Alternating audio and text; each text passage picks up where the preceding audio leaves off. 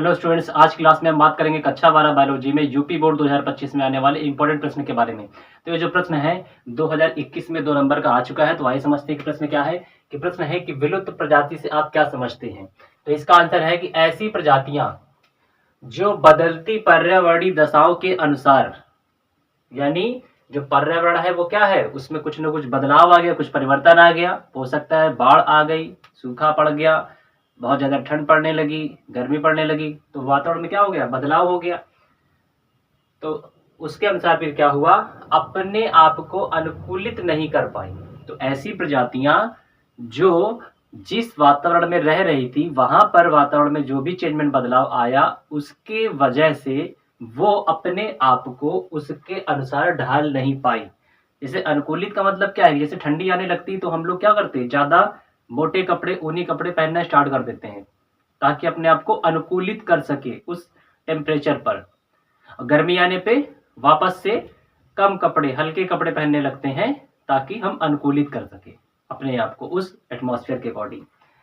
तो प्रजातियां क्या है, अनुकूलित नहीं कर पाई और क्या हो गई, समाप्त हो गई। उन्हीं को विलुप्त प्रजातियां कहा जाता है। तो यहाँ पर जो जोर दिया गया है कि बदलती हुई पर्यावरणीय दशाओं के अनुसार जो प्रजातियां अपने आप को ढाल नहीं पाती हैं वो विलुप्त हो जाती हैं। जैसे कहा जाए कि जो नागफनी है वो रेगिस्तान में है और वो अपने आप को अनुकूलित करने के लिए क्या कर रहा है, जिंदा बनाए रखने के लिए, कि जो उसकी पत्तियां हैं वो कांटों में कन्वर्ट हो गई हैं, क्योंकि उसको वहां पे पानी की कमी है, पानी ज्यादा मिलेगा नहीं। तो पानी को बचाने के लिए उसने अपने पत्तियों को सिकोड़ लिया, कांटों के रूप में बदल गई और पानी का वाष्पोत्सर्जन कम हो रहा है, पानी कम बाहर निकल रहा है। तो अपने आप को उसने बचा के रखा है। अगर ऐसा ये अनुकूलन अपने आप में नहीं ला पाए नागफनी, तो ये भी एक दिन क्या हो जाता, गायब हो जाता।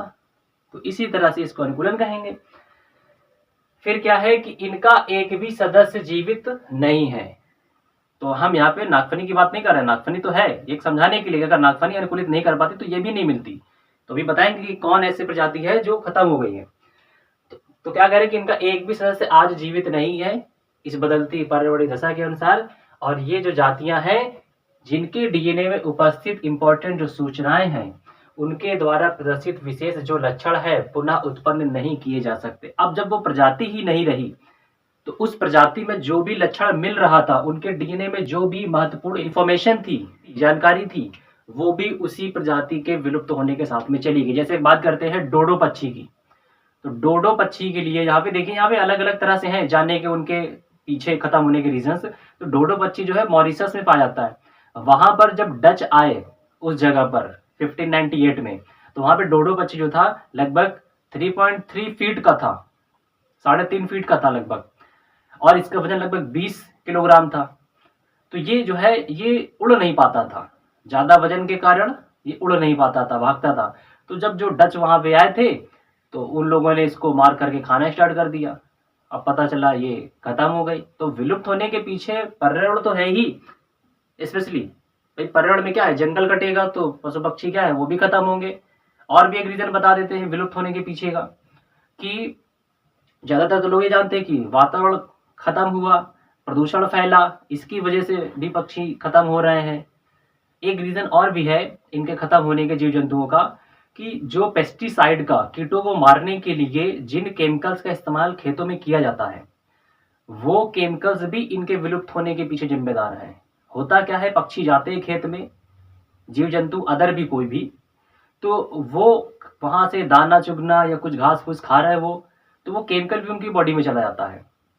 तो होता यह है कि जब वो अंडे देते हैं तो उनके अंडों में, उनकी शेल में इतनी कमजोरी आ जाती है कि बच्चे की हैचिंग नहीं हो पाती, बच्चा वहां से अंडे से पैदा नहीं हो पाता, उससे पहले ही वो अंडे टूट जाते हैं, जिसकी वजह से भी कई प्रजातियां विलुप्त हो रही हैं। आपको आश्चर्य होगा कि 190 तरह की जो प्रजातियां हैं पक्षी की, स्पेशली सिर्फ, वो गायब हो चुकी इस धरती से। तो यहाँ पे हम डोडो की बात कर रहे थे।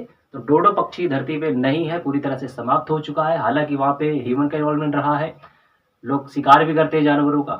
तो ये यहाँ पर हम बात कर रहे हैं कि जो भी पक्षी या कोई भी जो जीव है, प्रजाति है किसी की भी, चाहे वो प्लांट की हो चाहे एनिमल की, यहाँ पे दोनों के लिए बात है, वो धरती से खत्म हो गई, अब वो नहीं बची है और उसकी कोई भी जो डीएनए की जो सूचनाएं हैं, इंफॉर्मेशन है या उसका कोई भी विशेष कैरेक्टर है, उसको हम दोबारा रिट्रीव नहीं कर सकते, दोबारा उसको प्राप्त नहीं कर सकते।